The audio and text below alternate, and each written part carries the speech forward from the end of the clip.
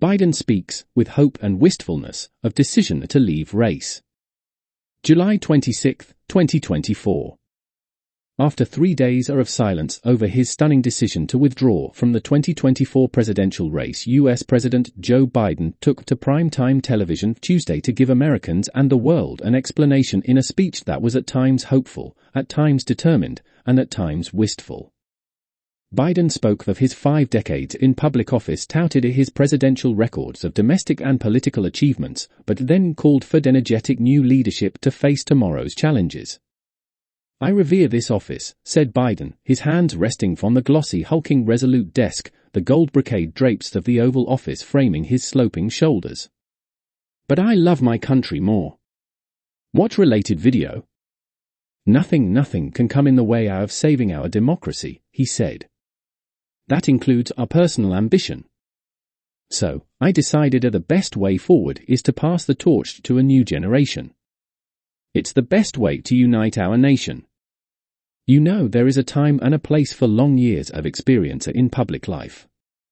There's also a time and a place for new voices. Fresh voices. Yes, younger voices, and that time and place is now." Biden also thanked Vice President Kamala Harris, who has taken to the campaign trail with his endorsement than enough delegate I pledges to net the nomination. He described her as experienced, /tough, and capable, but added the choice is up to you. He did not name-check his Republican opponent in the race. But the analysts say Biden's stark warnings all point to one man.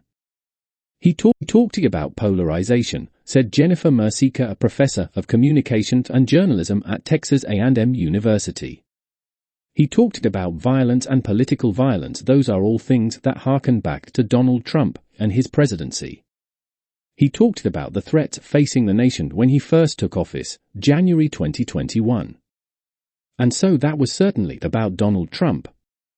But yeah, this wasn't a place for him to talk about Donald Trump. It wasn't a place for him to give a campaign speech. Biden's job now, he said, will focus on our domestic challenges like civil rights and voter freedom, gun safety reforms, the quest to end cancer, and Supreme Court reform. He also cited the various challenges the U.S. faces abroad, with wars raging in Gaza and Ukraine, and China becoming more emboldened in the Indo-Pacific. It's those foreign fires, analysts say, that are likely to concern voters who were already worried about Biden's future.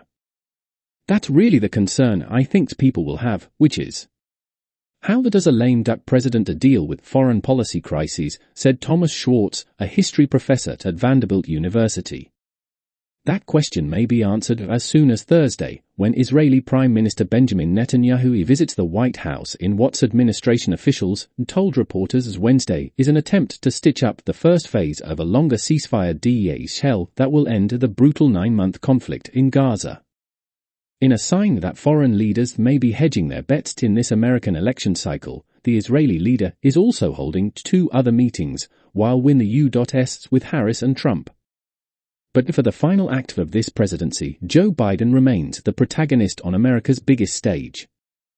The ending, analysts say, is a classic.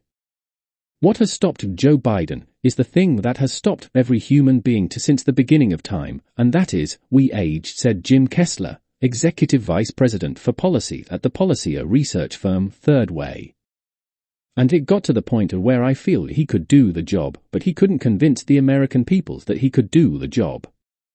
But this could be a triumphant moment for the 81-year-old president, who was widely thanked by Democrats for making the decision to step aside.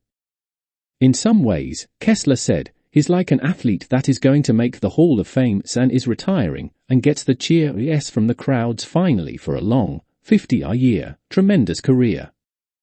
Biden clearly understood that this address would be a dramatic peak. So, he used his final words to break the fourth wall with a message as old as America.